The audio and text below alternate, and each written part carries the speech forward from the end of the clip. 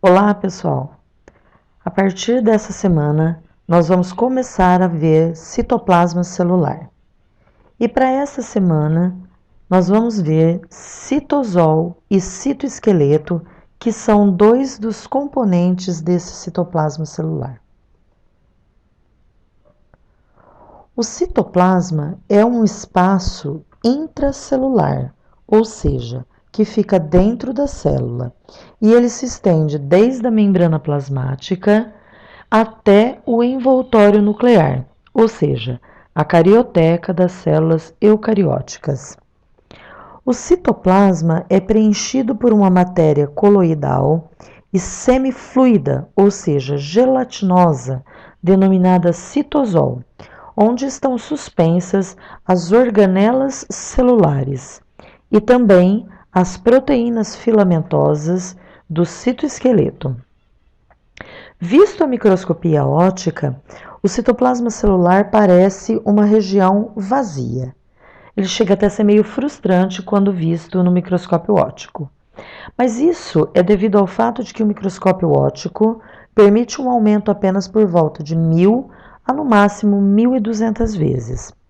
Para poder enxergar o que existe realmente dentro do citoplasma, a gente precisa de um aumento um pouquinho maior.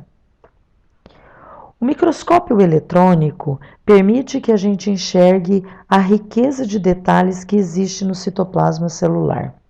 É que o microscópio eletrônico ele é capaz de aumentar as estruturas até mais de 200.000 vezes.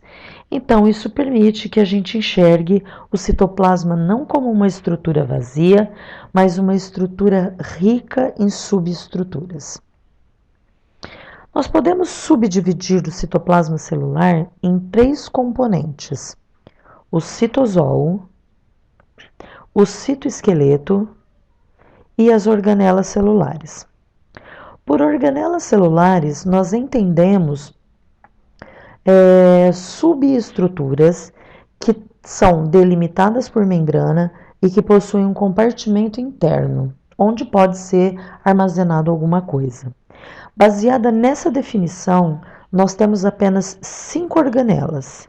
Primeiro, o retículo endoplasmático, que apresenta duas porções distintas, liso e rugoso, juntamente com o complexo de Golgi. Essas duas organelas juntas formam uma via celular chamada de via secretora, que é a via de secreção de substâncias celulares. Temos ainda considerado organela os lisossomos, que participam da chamada via endocítica, que é a via das endocitoses, onde estão colocadas aí as fagocitoses e as pinocitoses.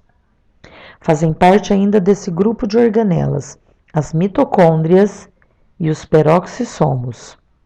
Essas duas organelas constituem as vias produtoras de energia e também de desintoxicação celular, papel feito por ambas as organelas. Bom, vamos começar falando um pouquinho de citosol. O citosol é também conhecido como matriz citoplasmática. É uma substância gelatinosa que preenche os espaços entre as organelas celulares e também entre as outras substâncias.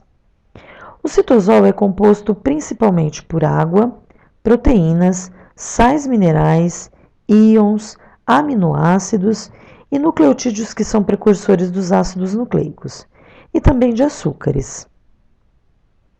O citosol na periferia, ele é mais viscoso e ele tem uma consistência mais gelatinosa, e a essa região dá-se o nome de ectoplasma.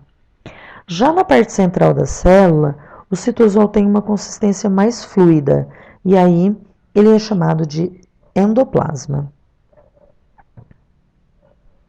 Uma grande parte das proteínas celulares são completamente sintetizadas no citosol pela tradução do RNA mensageiro. Isso acontece nos chamados ribossomos citosólicos, que se encontram dispersos pelo citosol e não aderido às membranas do retículo endoplasmático rugoso. O citosol ele encontra-se constantemente em movimento, e esse movimento ele é impulsionado pela contração rítmica dos filamentos proteicos presentes no citoplasma.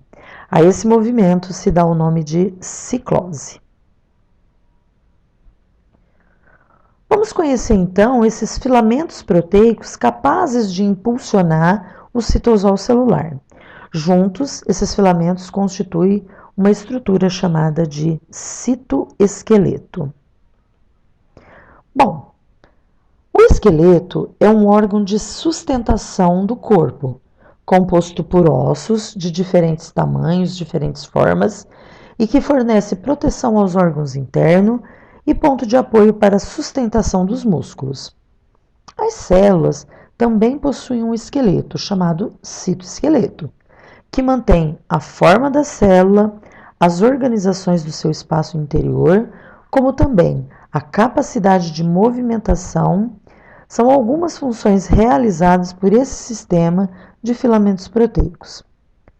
O citoesqueleto é composto por 3 tipos de filamentos, e cada um possui uma característica peculiar que o diferencia uns dos outros. Vamos conhecê-lo. Bom, o citoesqueleto ele é uma complexa rede de proteínas filamentosas que se estende desde a membrana plasmática até a carioteca. E entre as suas principais funções estão a mecânica e morfogênese, ou seja, a forma da célula. Segundo, ele é responsável direto pelos movimentos celulares, sejam esses movimentos celulares os deslocamentos da célula como um todo, ou o deslocamento de apenas parte dela, como é o caso que acontece na contração muscular. O citoesqueleto é responsável ainda pelos movimentos intracelulares, ou seja, o transporte de organelas de um lado para o outro do citoplasma, e também a segregação dos cromossomos durante a mitose.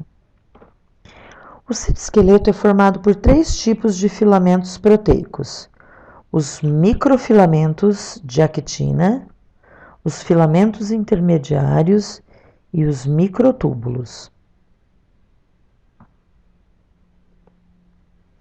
Vamos conhecer primeiro os microfilamentos de actina.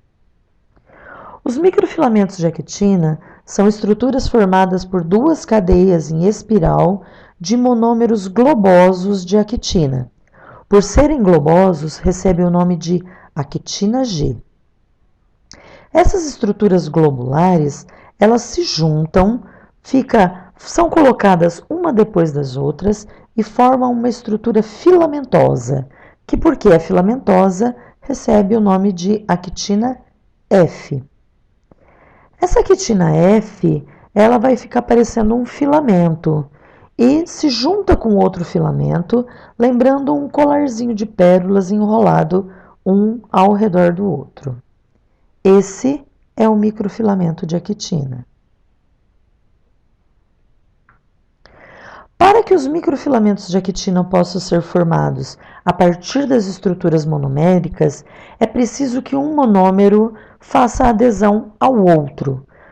Esse processo é conhecido como polimerização, e os monômeros idênticos são organizados em filamentos lineares e formam então o microfilamento de actina.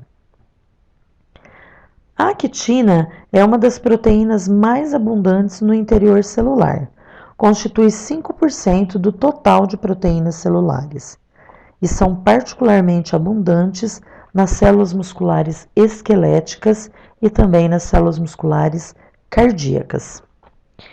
Os microfilamentos de actina têm esse nome por serem extremamente delgados. Eles possuem aproximadamente 8 nanômetros de espessura e formam uma hélice de moléculas de actina.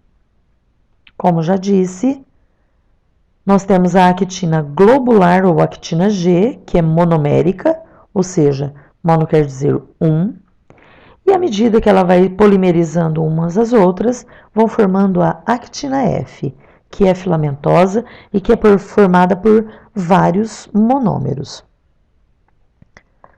Para que um filamento de actina possa ser formado, é necessário então que monômeros de actina sejam adicionados ao filamento.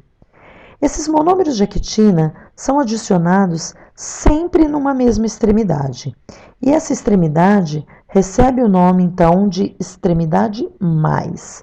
Portanto, essa extremidade mais é o local onde se depositam os novos monômeros de actina. No entanto, para que um microfilamento de actina possa transportar qualquer substância, é necessário que ele sofra um encurtamento. Para que ele possa encurtar, existe uma extremidade onde ele perde monômeros de actina. E essa extremidade é conhecida então como extremidade menos. E a extremidade menos é o local de despolimerização dos monômeros.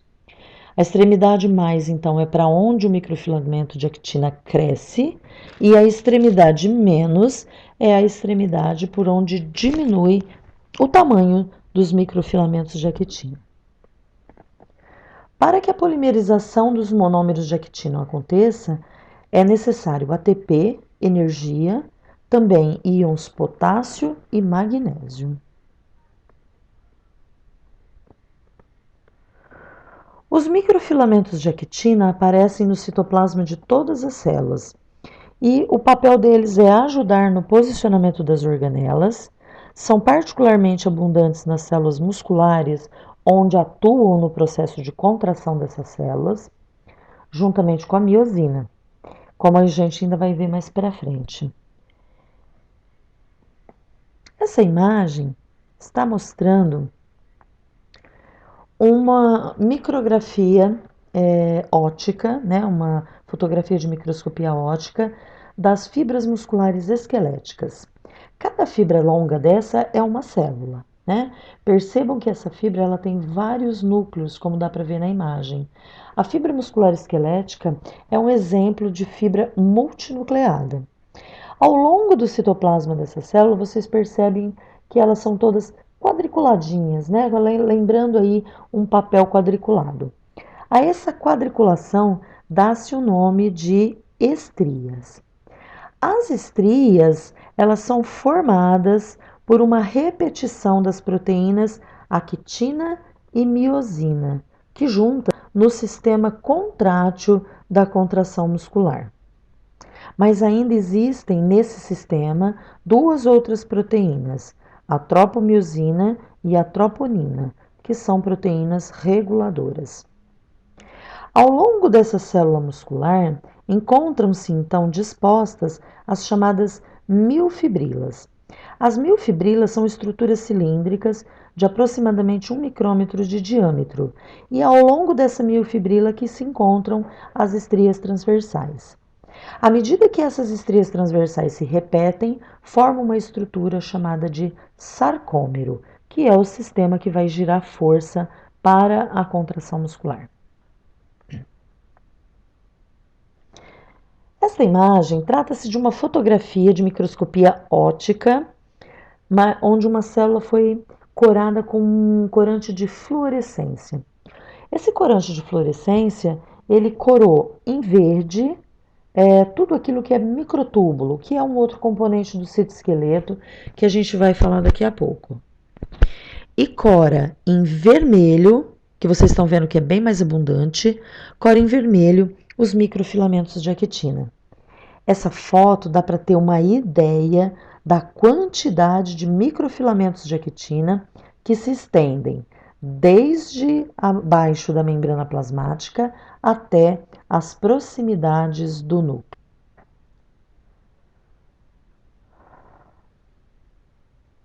Vamos conhecer agora um outro filamento que faz parte do citoesqueleto.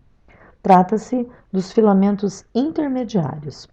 Ao contrário dos microfilamentos de actina, que são formados por proteínas globulares, os filamentos intermediários são formados por proteínas fibrosas, que são muito fortes e muito resistentes a estiramentos.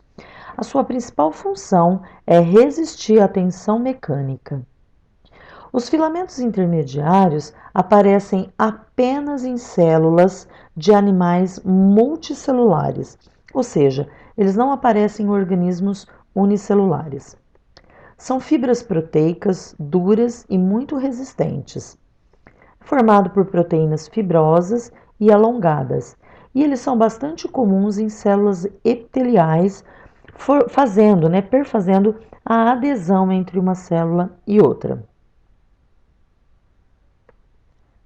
Os filamentos intermediários, como o próprio nome já diz, têm um diâmetro intermediário entre os microfilamentos de actina e os microtúbulos.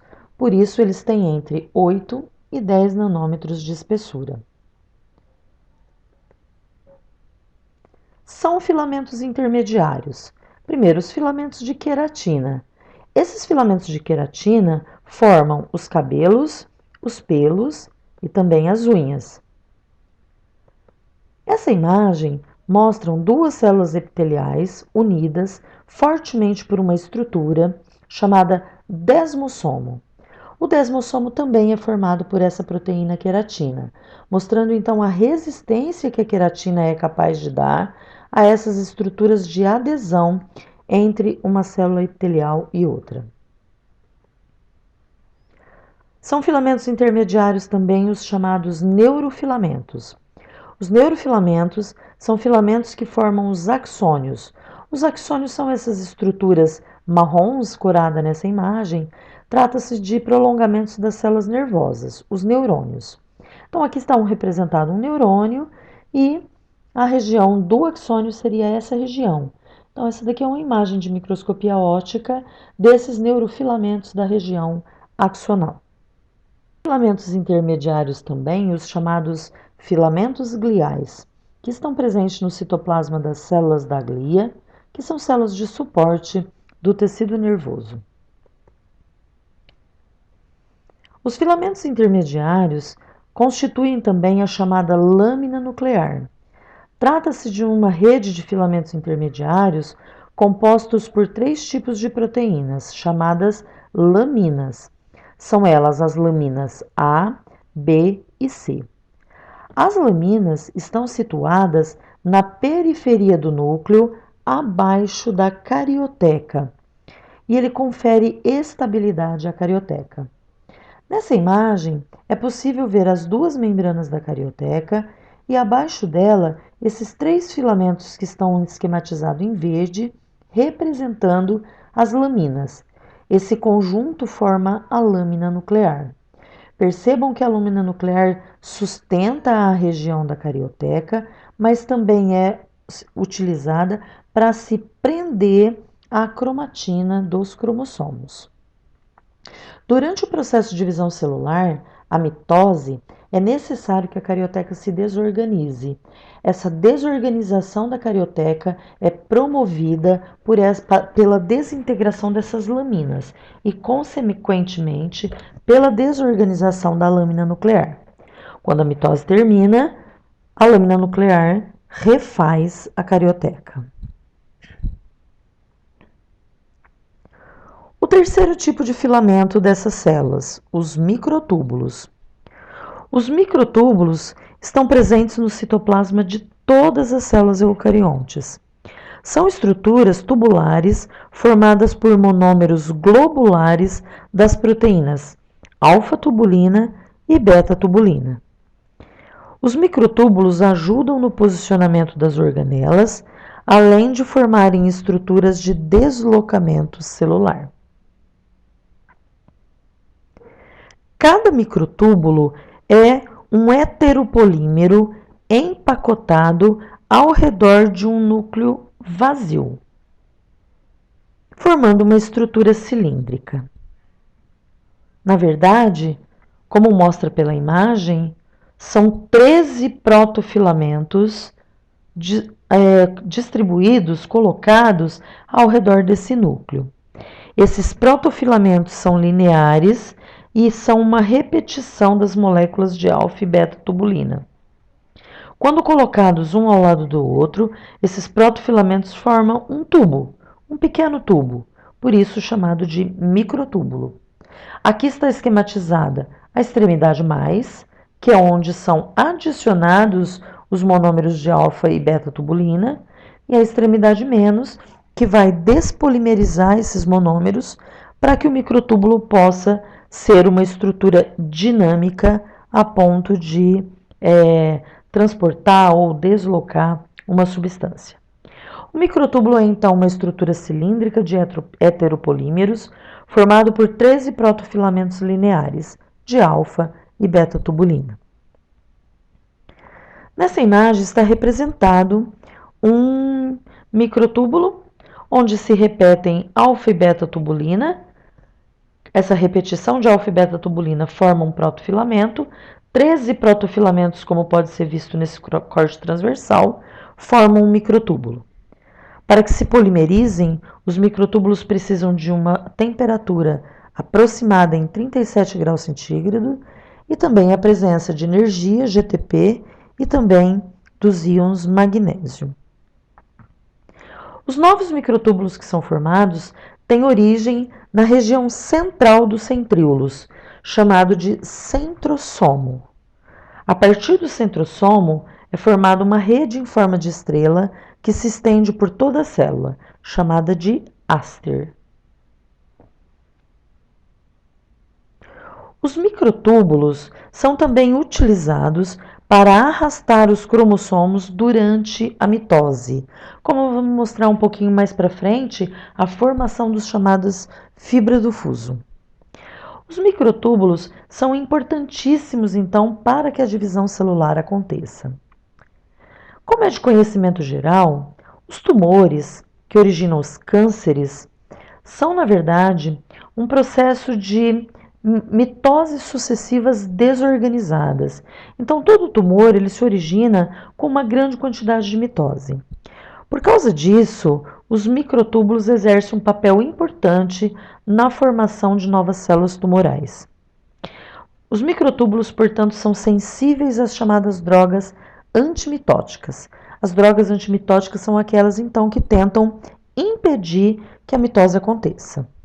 Isso acontece de duas formas: desestabilizando ou estabilizando a fibra do fuso mitótico.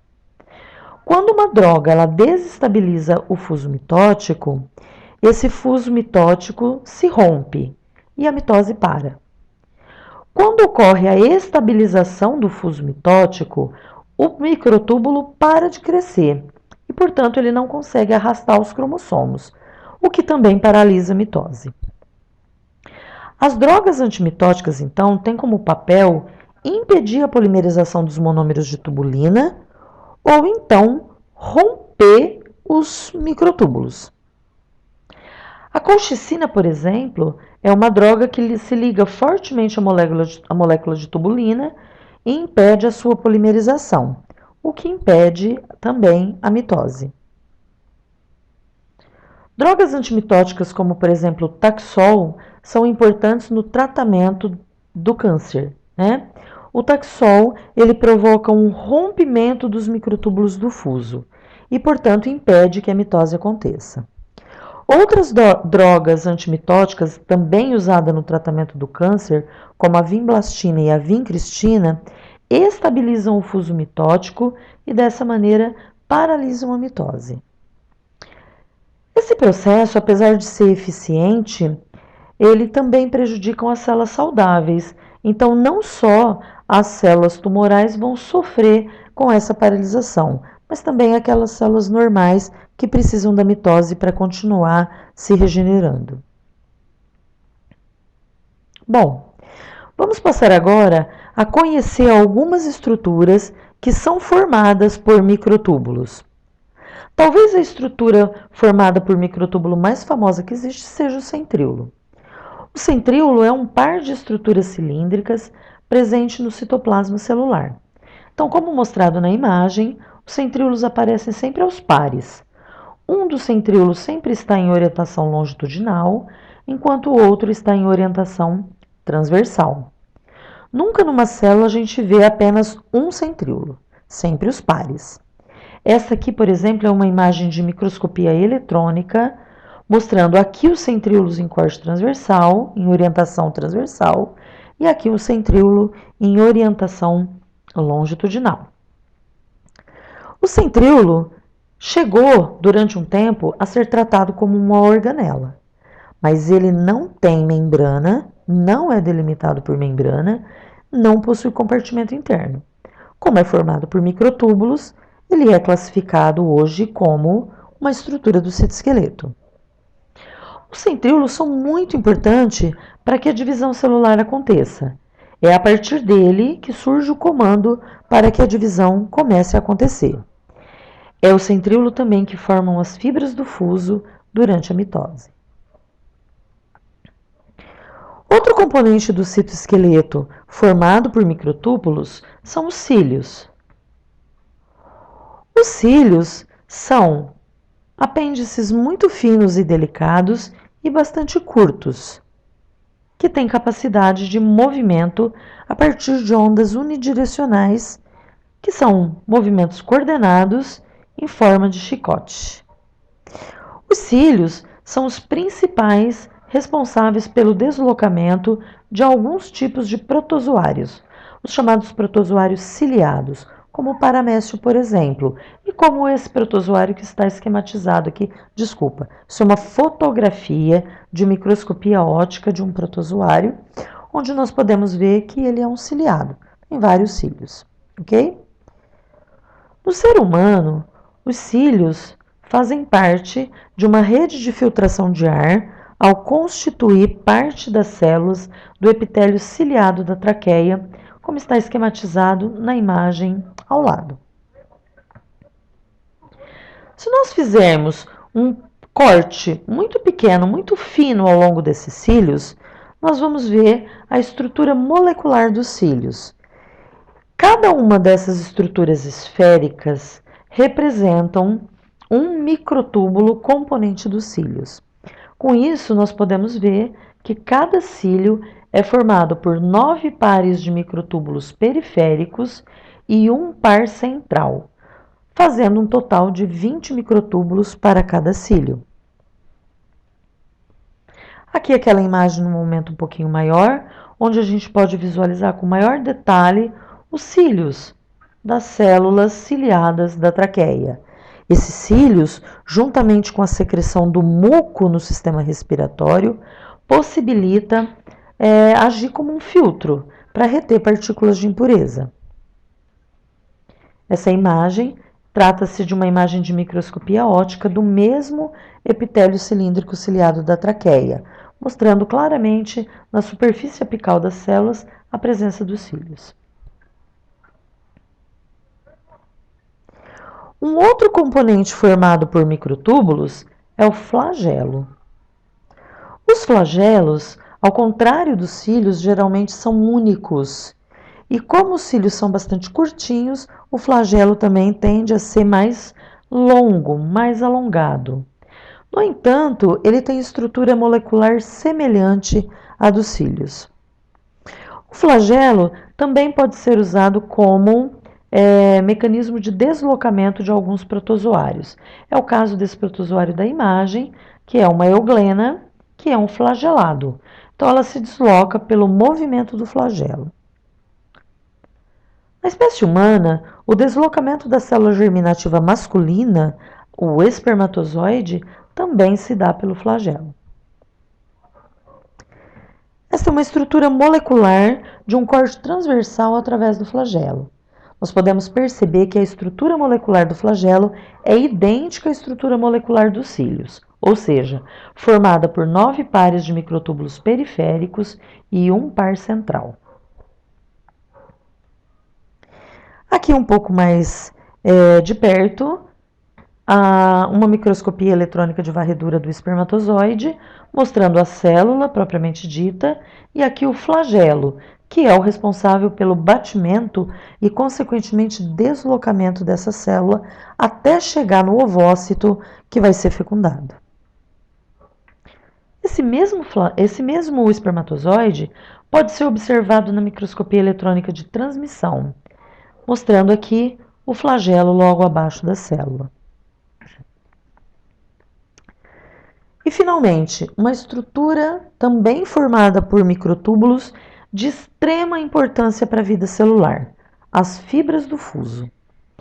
Aqui nessa imagem nós temos um par de centríolo aqui e o outro par de centríolo no polo oposto. No centro estão os cromossomos alinhados no equador da célula, o que indica para a gente que essa célula está em metáfase, uma das fases da divisão da mitose. A partir do centríolo são formados esses filamentos que vocês veem, são as fibras do fuso. As fibras do fuso são estruturas formadas por microtúbulos que se formam apenas durante a divisão celular, e o papel delas é arrastar os cromossomos durante a divisão, seja essa divisão uma mitose ou uma meiose. Lembrando que as fibras do fuso se formam apenas a partir dos centríolos. Essa imagem é uma imagem de microscopia óptica de fluorescência. Cora diferencialmente os componentes nucleares, a cromatina, o material genético, os cromossomos, estão corados em vermelho. E tudo que está corado em azul seriam as estruturas do citoesqueleto. Chamando a atenção de vocês principalmente para essa imagem, a imagem C, onde mostra claramente as fibras do fuso se prendendo aos cromossomos no equador da célula. Trata-se de uma metáfase da mitose. E nessa imagem, já uma anáfase, onde um lote de cromossomos preso às fibras do fuso se dirige para um dos polos e o outro lote cromossômico ligado às fibras do fuso se direcionam para o outro polo. Então, por hoje é só, pessoal. Não se esqueçam de passar lá pelo Blackboard para responder os exercícios referente a essa aula. Os exercícios estão sendo postados sempre às terças